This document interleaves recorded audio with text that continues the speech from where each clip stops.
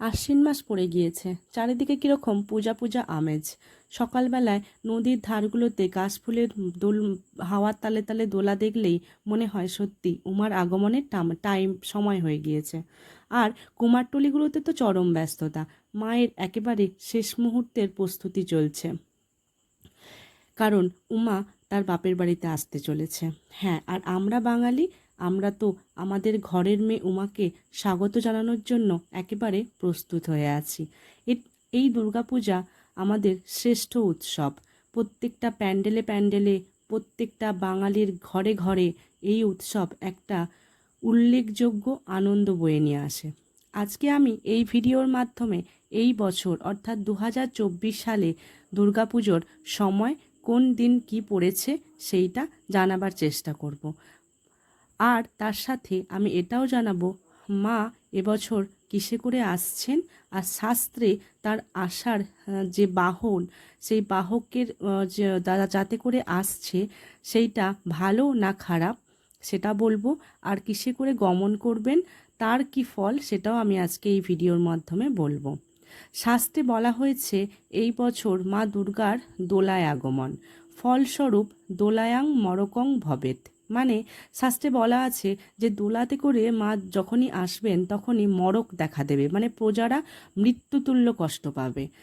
আর মা দুর্গা এবারে ঘটক অর্থাৎ ঘোড়াতে করে গমন করছেন, ফল স্বরূপ ছত্রভঙ্গস্ত্রু রঙ্গমে, মানে ছত্রভঙ্গ অর্থাৎ প্রজাদের মধ্যে চরম বিশৃঙ্খলা সৃষ্টি হবে, মারামারি অরাজকতা এরকম ঘটনা ঘটবে।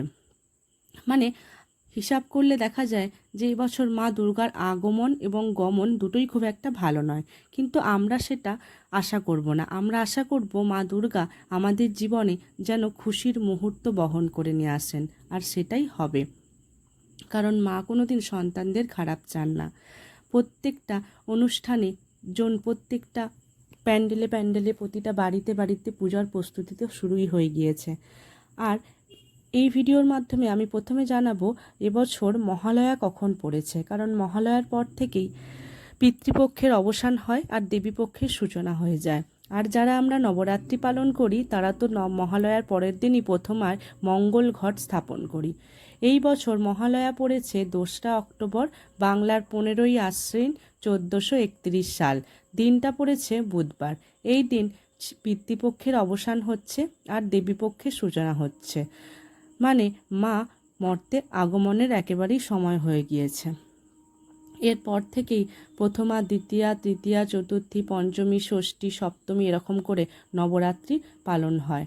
প্রত্যেকটা বাঙালির ঘরে ঘরে এই দুর্গোৎসব হচ্ছে সবথেকে বড় উৎসব, আমাদের আনন্দের উৎসব। এবছর মহাপঞ্চমী পড়েছে মঙ্গলবার 8ই অক্টোবর, আর মহাষষ্ঠী পড়েছে বুধবার 9ই অক্টোবর 2024 সাল। আর এবছর মহাসপ্তমী পড়েছে বৃহস্পতিবার 10ই অক্টোবর পড়েছে মহাসপ্তমী। আর মহাঅষ্টমী 2024 এবছর পড়েছে শুক্রবার 11ই অক্টোবর।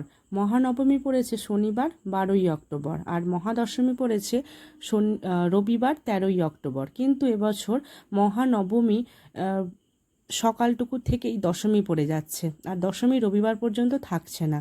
তাই বলা হয়েছে এবছর নবমী আর দশমী একই দিনে, দুটো তিথি একসাথে পড়ে গিয়েছে, নবমী আর দশমী একই দিনে।